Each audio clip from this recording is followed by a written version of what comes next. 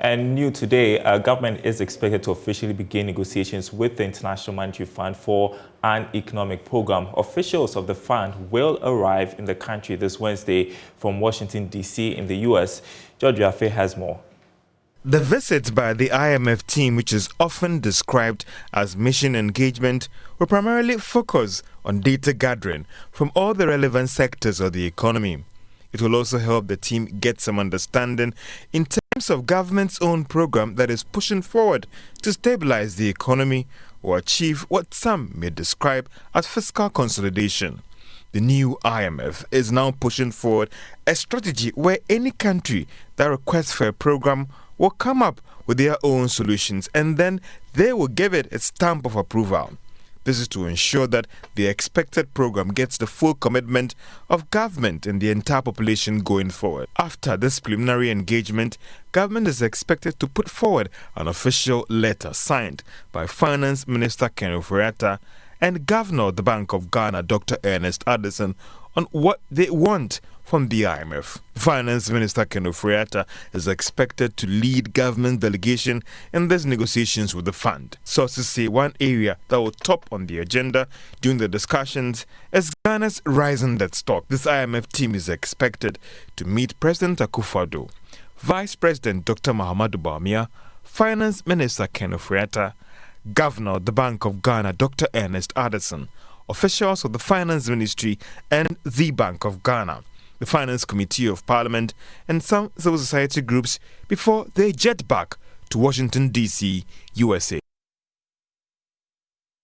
Well, former Finance Minister said Tekpa is asking government to make public the exact economic program Ghana is opting for from the IMF. Speaking on the AM show, Mr. Tekpa explained why it is necessary to publish the exact program and gave a bit of insight into what negotiations will entail. Well, the government is supposed to, when they arrive, that's the staff coming, supposed to give a position, because we invited them, as I said, like the homegrown, and say this is, what we want to do. In the absence of that, since these were agreed, then this is going to be the basis for the discussion. Okay. These were agreed with government. There was a staff visit in April. Yes. So if the government is not prepared and they haven't told us what they are, I went to Parliament to tell Ghanaians what we're going to put before the IMF. So this, what I am reading now, and I urge Ghanaians to read for themselves. It's now on the website, Article 4, 2021. Let your producers and then we can have a conversation and you see the revelations. So, in the absence of our own program, these are going to be the basis. Are you going to put, in fact, they spoke about Bank of Ghana and expect that Bank of Ghana will go back to zero financing. Are we capable? We went to zero financing. Bank of Ghana financed half of the deficit in 2020. They never gave COVID as a reason. They said if they were, it's in the MPC report, again you can download it, that if they were not to give government support, government would have difficulty borrowing and interest rates will go up. The very thing that is happening now. That was the reason. And so usually when the staff of the IMF arrive and their deliberations and engagements, are there changes made to the policy document? Well, eventually, okay, so after the engagement, it will take line by line. It will take what they are saying on revenue, what is the expenditure position, because that is what is leading to the deficit on the fiscal side.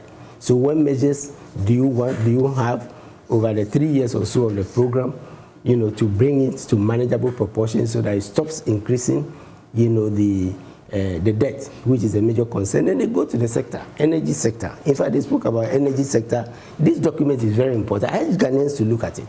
They will talk about energy sector because the sectors, particularly the World Bank staff that are likely to come, they are interested in the sectors because they give budgets of support to all these sectors. And then they go to the monetary, led by the governor, and they will tell them all the things that they want to do, interest rate policy and all that, all those rates. And they have consultations with labor and other chamber of commerce and all those. Yes, so it's a very broad base, Then they put all this together and then so they'll then come with what they think needs to be done against the government position, right? Former Finance Minister Tekpe, speaking on the AM show, joining us Dr. Said Boakye, who is Senior Fellow at the Institute of Fiscal Studies. Good afternoon to you. Grateful for your time. I'll get your reaction to Ghana's decision to seek support from the IMF. I don't think I've heard your thoughts on that, but I want us to first tackle the World Bank's latest assessment of our economy. And just in case you missed it, the World Bank described Ghana's macroeconomic outlook as facing significant risks, a situation that has compelled the government to seek support from the IMF. It also talks about how fragile our fiscal economy is, given the persistently low levels of domestic revenue mobilization. And this is a grim forecast, further indicating the struggles we are going through as a country. Your thoughts? Right. Are you there, Dr. Boakye? Oh, what was the question again? All right, you missed it. I just wanted your thoughts on the World Bank's forecast of our economy. You're just receiving that news. They had a briefing over the last weekend, saying that, well, there are significant risks to the macroeconomy, also indicating that the economy still remains fragile because of low revenue mobilization. I just wanted your thoughts on that, seeing that, you know, some of these reasons have compelled us to go to the IMF. Sure, I think I shared all those views. The economy generally is not that fragile because the economy totally is growing at quite a healthy rate as compared to others. If you think about the fact that you just came out of public, if you are completely out of it. But the problem is the fiscals. And of course, I've been saying that the fiscals have been weighing down on the broader economy a lot. The private sector has proven to be very resilient. It is moving ahead. It is doing what it can. But the problem is the fiscals, which is weighing down on the private sector. And it is good that the government is trying to take this decision in order to continue to give the private sector a room to operate. Because, you know, the government was finding it difficult to borrow externally and was turning its attention to domestic borrowing. It was even finding it difficult to raise debt domestically. And when such a thing happens, it crowds out private sector lending. And so the government trying to find a solution to the fiscal is the way to go. But the broader, economy is not that bad, that bad. So I share World Bank, understanding their views, except that the emphasis should be placed more on the fiscal than the broader economy. And indeed, in the report, it says our fiscal economy remains fragile. And judging from your reaction, you think that it is a good move that we are seeking the IMF's assistance to fix our economic challenges, right? Both, yeah, it is not what I wish the government did, but at this stage, yes, the government got to do that. In the sense that you look at the government, you try to advise for the past year or two, up to 2 years, and we thought perhaps the government could be bold and take better medicine to heal the economy. But the government was not. They went to the periodic launch, they came out, I thought they were going to be real in terms of trying to take serious, hard decisions to face the economy, particularly from the perspective of expenditure. But it looks like the government began to do only cosmetic surgery, not actual surgery that was needed to fix the disease of the fiscals. So at this stage, starting from about a month, I took the decision that no, I'm going to the IMF is the right thing to do, because I don't think the government is prepared to take the pain itself to heal the economy. And today we have information that officials from the IMF are expected in the country on Wednesday for negotiations. We played a clip of the former finance minister, Tekpe, insisting government must make public the kind of program it wants to run with the IMF. How is that important? Is that priority now? Isn't he jumping the gun by insisting the government makes public the exact program it wants with the IMF? The program has to be hard before you consider that it's public. Of course, I generally share the view that the government has to come plain, things have to be clear, particularly in regards to IMF, they have to provide a clear picture to IMF. You go to the hospital, as the patient, you understand things better than the doctor. So you have to tell your story very well. Yeah, having had a program, of course, the public will be interested. But before even getting the program, the government has to be plain to the doctors who have come to help us fix our economy. Data has to be available. You do not hide anything. And more importantly, I think the government has to begin to think about a program themselves. IMF is not going to prepare your budget for you. And they are going to sit down with you and negotiate. So the government has to have a clear program themselves that with which they will be able to negotiate, so that at least the very vulnerable will be protected in the course of the program. In your mind's eye, do you have any indication what government may settle on? Oh, it is going to be a very broad one, particularly when it comes to the reforms. That one, IMF, World Bank, they have bigger say as to what structural reforms have to be conducted. But I'm talking about the fiscals, the expenditure and the revenue, where the government wants it to go. In fact, there are certain indications showing that, you know, things like compensation of employees is way above the country's peers. Things like what they call social intervention. You are a poor country. You are finding it difficult to make ends meet.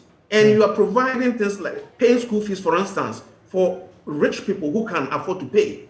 So the free SHS, for instance, could be on the line to be reviewed.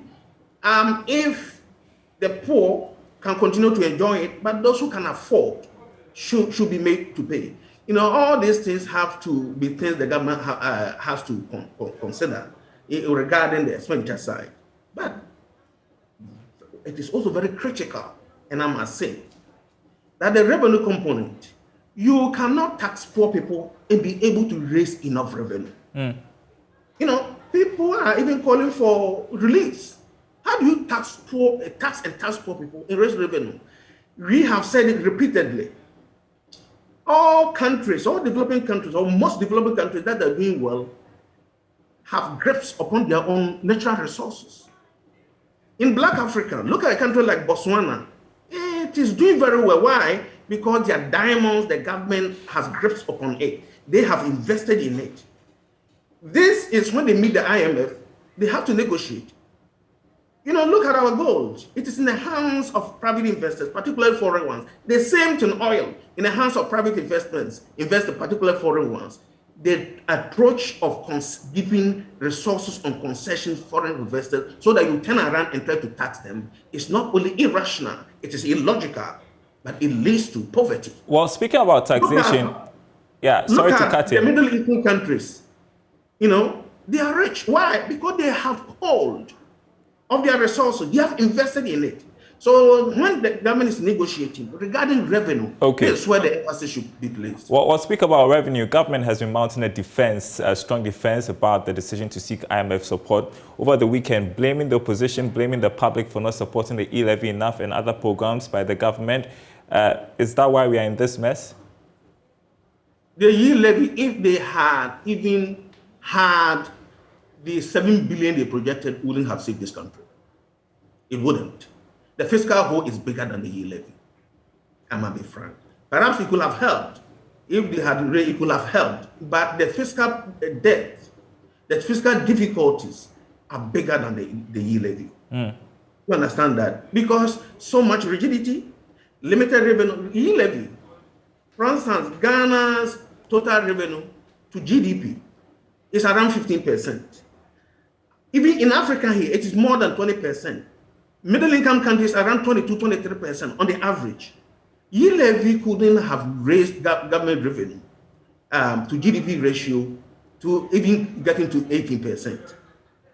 And not much was being done regarding expenditure. So e-levy couldn't have even saved the country if what they expected they were able to get. My final question, does this support from the IMF really solve our problems? Is the 17th program, if we go ahead with this deal, we keep going back. So what must we do? What we must do, I've talked about the revenue component. You want to do well, get hold of your resources. Stop the concession approach. You give your own resources and you put it in the hands of private investors.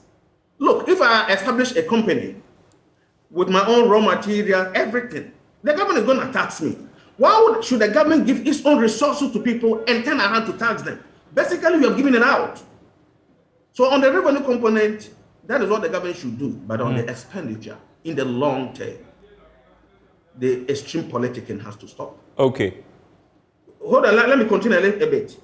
People have been talking about fiscal difficulties, fiscal slippages. It is because of politicking. You keep on promising what you cannot afford. If you do not stop that, both the ruling party and opposition party don't sit down to get things going, Ghana, if even this problem helps in the short term, Ghana will return to the same problem from the perspective of spending. Thank you so much, Dr. Said Bachi. We've got to go. I appreciate your time with us. Senior Fellow with the Institute of Fiscal Studies. I appreciate your thoughts this afternoon.